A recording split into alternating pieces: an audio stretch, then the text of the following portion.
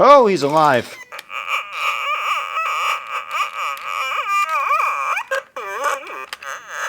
The two glitch switches here, and then a line out. That is how I flew the samples in cleanly, because there's so much mechanical noise on the outside. It's imperative that you have a line out. Dave Barnes was the circuit bender on this unit. We've never met, and he doesn't have a huge presence on the internet, but I did contact him, and he wrote back, and hopefully we'll get him on to talk about this. If you're not familiar with circuit bending, there's a whole community of makers out there that essentially take toys apart, take synths apart, take anything that makes any kind of noise with an electronic circuit board, and it kind of tricks them out. Not in my wheelhouse, but I was super happy to have been lent this by my friend Bill Molt. I've just found this project to be delightful. So, using the line out of FREAKENFURBY here, I basically recorded a bunch of it, then went in and chopped up the samples, then flew them into the Logic sampler, the ESX24.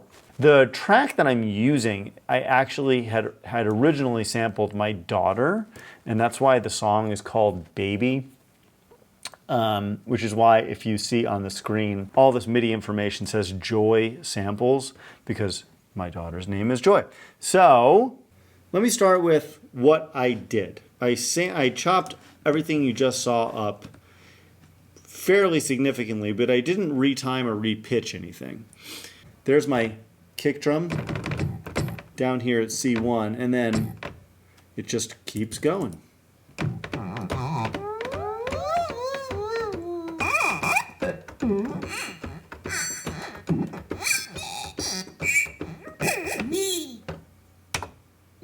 I don't think I ever used these ones, they're just too bad.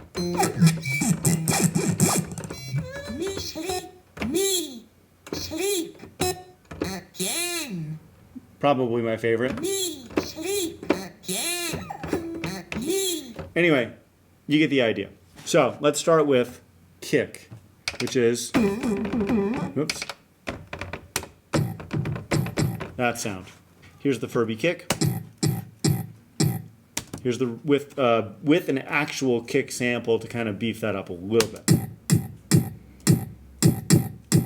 You see that, like the real kick makes it kind of gives it a little more sub and a little more of that kind of like 3K tick. Here's a kick fill that's in between the verse. Furby hat.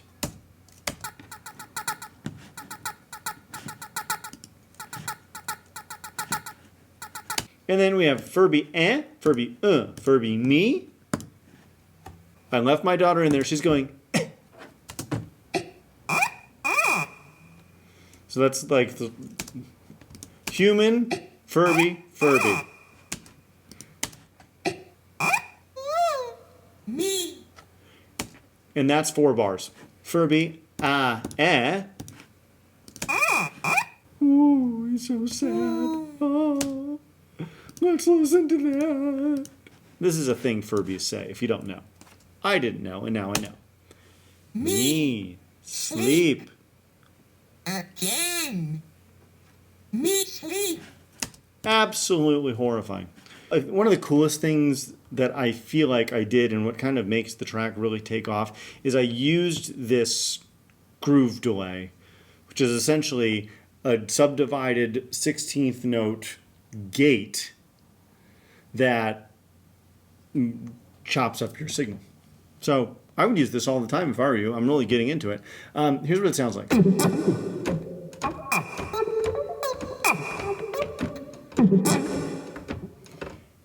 You can modify this rhythm to anything you want. Clearly, I put on nothing. I didn't even put on a preset, and I really liked what it was doing, so I just left it. The whole thing is customizable. I don't really know how to do it, but I love it.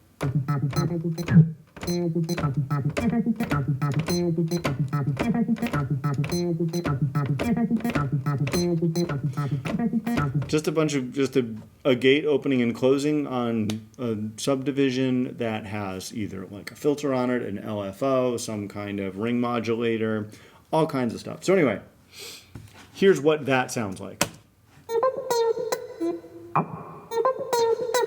With the chaos, I call it. In context.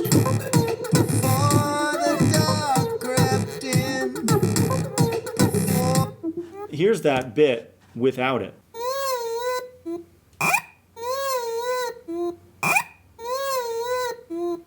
Fine, but this is way cooler.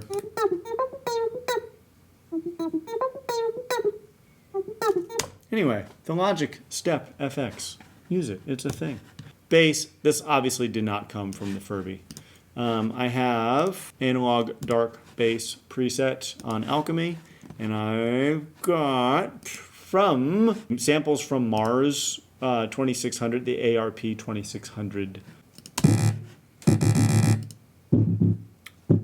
The Alchemy is providing the sub, and then the 2600 is providing this. Together, they provide this.